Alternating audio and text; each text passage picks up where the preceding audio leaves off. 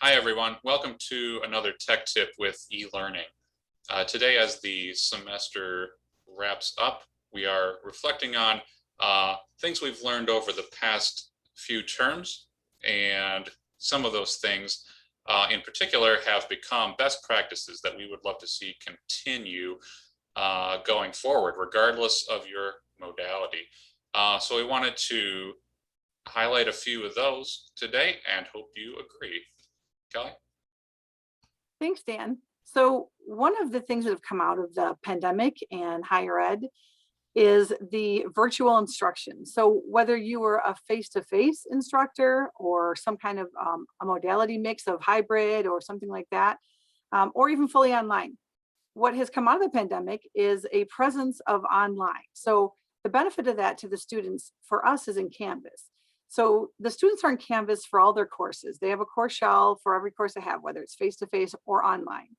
It's so helpful for them if they have that continuity between them and have their assignments, the course schedule, and syllabus in every course. So if they're submitting their assignments in their Canvas shell, even for a face-to-face course, that is consistent for them to find where they need to go and where to submit that. So another thing I would say is Zoom. So I would still offer Zoom as an option, whether students live far away or they don't have gas money or they don't want to come in because of pandemic or wearing a mask. I would make sure you offer the Zoom option to meet with your students. And whether that's a face-to-face course or it's fully online or somewhere in between.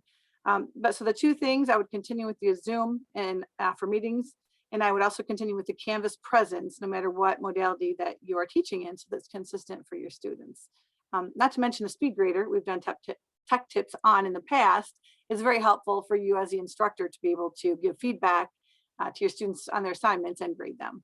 Dan, you had a little bit more to elaborate on? That's right. Speaking of, regardless of your modality, this is going to be true whether you're doing web enhanced all the way up to a fully online course. And this is something we've been hearing from you about and teaching ourselves, is that consistency in navigation in particular. Students should always know what to expect when they click in. What you've got on your left side menu should be consistent from course to course. If your program or your department has adopted a consistent menu for all your offerings, that's even better. Another place that's important to maintain consistency is the timeliness and the quality of the feedback you're giving to your students on assignments. That's especially true in Canvas, fully online courses, where that pace might be a bit quicker and students are looking for that feedback, before the next thing is due, for example. I also wanted to highlight again, something we've been talking about for months, is flexibility. When we start a new course, we're getting to know students again, and of course have no idea of their personal situations. That's particularly true during a pandemic, but it's really true all the time. So our recommendation is always meet students where they are. If they need some kind of life happens card, pass those out. It's on us to do what we can to ensure their success via those little ways, kind of on a more daily, consistent basis. Tracy, are there any additional lessons that have become best practices that you would want to impart to our community today? Thank you, Dan.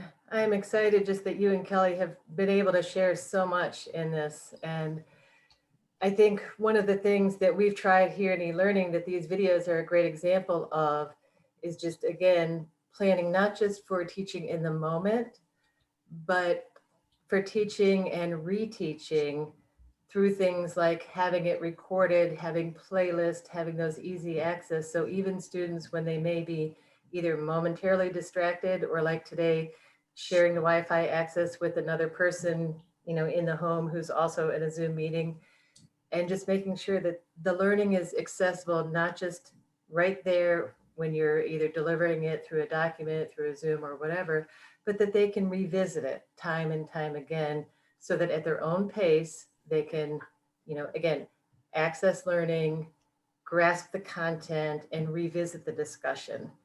And the other piece that I think all of us in higher ed are really coming to terms with are still that conversation around finding those ways to connect students and replace those connections that are lost even for online students, where just the little bits of, the comings and goings, the equivalent of the hallway meetings, the conversations, those informal pieces.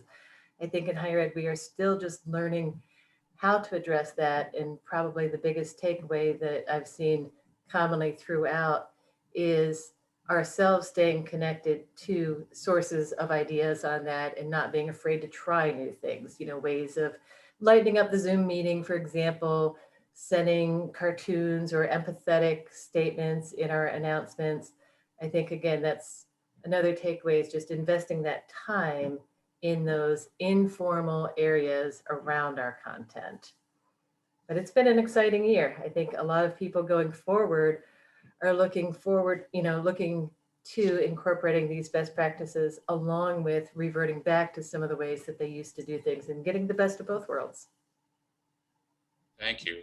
Yeah, all that said, we continue to be so excited about just the extraordinary creativity and resiliency that's been on display the past year on behalf of our students and our workforce here at Ferris. As always, if there's a topic you want to see highlighted in a tech tip, check out the Jamboard linked below. Thanks for joining us for tech tips throughout the spring semester. We'll be back in the summer. Take care.